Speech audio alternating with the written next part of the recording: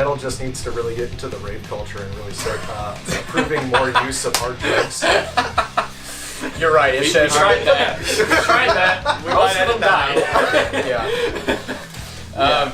I would say in terms of like how can the youth, kind of push metal forward in a way.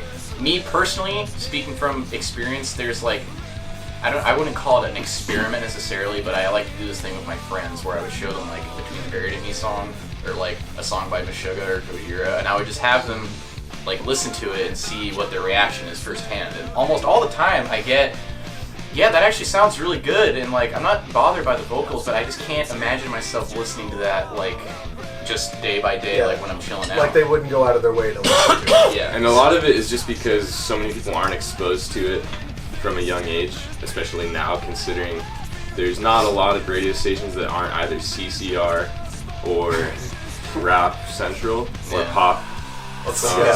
You know, and that's another thing about Los Angeles in particular.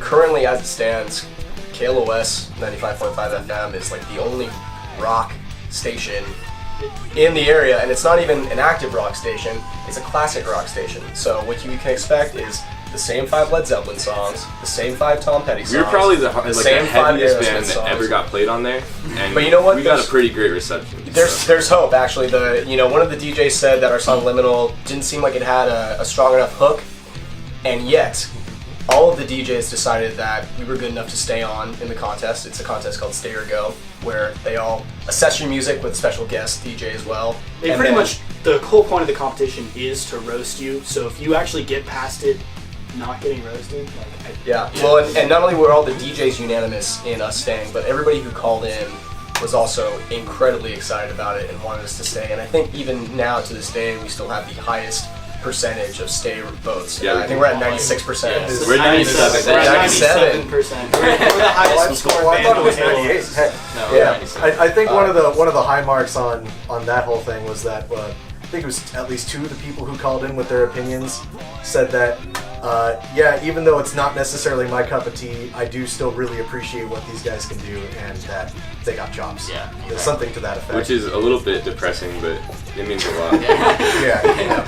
Yeah, but as far as back to like the how does metal like, as far as young people and like kind of making it part of like the American youth culture again, like I would honestly point like right now one of the big trends that's in is like you can call them burger kids or like indie bands, like a lot of those bands. There's like a whole scene of young kids that are kind of into bands that like try to be like they're in the 60s or like kind of have that look and sound to them. So I think when like with that happening, I think that would evolve on the same trajectory that it did like in from the 60s. There's a like nostalgia is really in. So right now we're in the 60s, and you can kind of almost feel it getting, even with a lot of indie bands, like getting slightly harder, slightly heavier, and like more towards the realm, I think, of what we're doing.